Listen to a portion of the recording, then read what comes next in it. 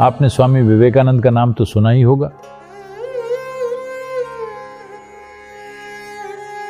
जो लोग नहीं जानते उनके लिए बता दूं कि विवेकानंद पहले योगी थे जो 1893 में अमेरिका आए थे, शिकागो, और उनके गुरु रामकृष्ण थे। तो उस वक्त विवेकानंद सिर्फ 18 साल के थे और एक बहुत ही जोशीले युवा थे। एक दिन किसी ने उन्हें बताया, एक दिव्यदर्शी हैं रामकृष्ण, तुम्हें उनसे मिलना चाहिए, उनके पास सभी सवालों के जवाब हैं, तुम्हारे पास इतने सारे सवाल हैं तो तुम्हें वहीं जाना चाहिए। तो वो गए।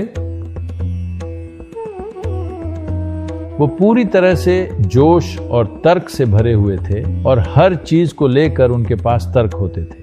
वो एक एक्टिविस्ट थे, अभी वो कोई आध्यात्मिक साधक नहीं थे। उनका ऐसा कोई इरादा भी नहीं था, बस उनके पास कई सवाल थे। वो अभी जागरूक साधक नहीं थे, वो एक एक्टिविस्ट की तरह थे। वो हर जगह जाकर उनके आसपास चलने वाली हर बकवास को खत्म कर देना चाहते थे। तो वो रामकृष्ण के पास गए और बोले, आप ये क्या सारा समय भगवान भगवान करते रहते हैं, क्या आप साबित कर सकते हैं कि भगवान हैं? रामकृष्ण ने कहा, अरे मैं ही तो सबूत हूं।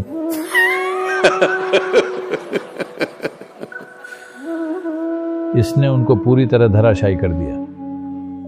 वो सोच रहे थे कि सर चकरा देने वाले तर्क वितर्क होंगे, लेकिन रामकृष्ण ने कहा, अरे मैं ही सबूत हूं, मैं यहां हूं, यही सबूत है।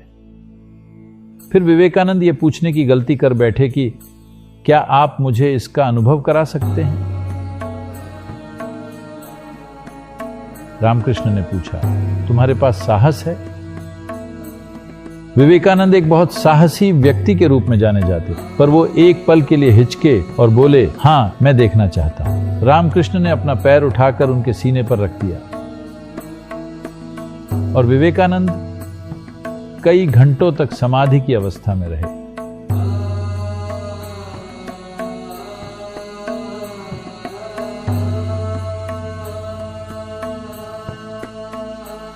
और जब वो बाहर आए तो उनके सारे सवाल पूरी तरह से ध्वस्त हो चुके थे। उसके बाद उन्होंने कभी कोई सवाल नहीं पूछा। उन्होंने कुछ ऐसा देख लिया जिसकी उन्होंने कभी कल्पना तक नहीं की थी, और फिर वो उन पर उन्माद छा गया।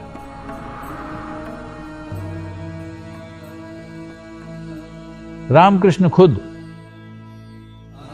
अगर उन्हें खुद पर छोड़ दिया जाता तो शायद दुनिया में उनके बारे में किसी ने न सुना होता, क्योंकि उनके पास बाकी दुनिया से संपर्क करने का कोई साधन नहीं था। उनके पास लोगों तक पहुंचने का कोई तरीका नहीं था।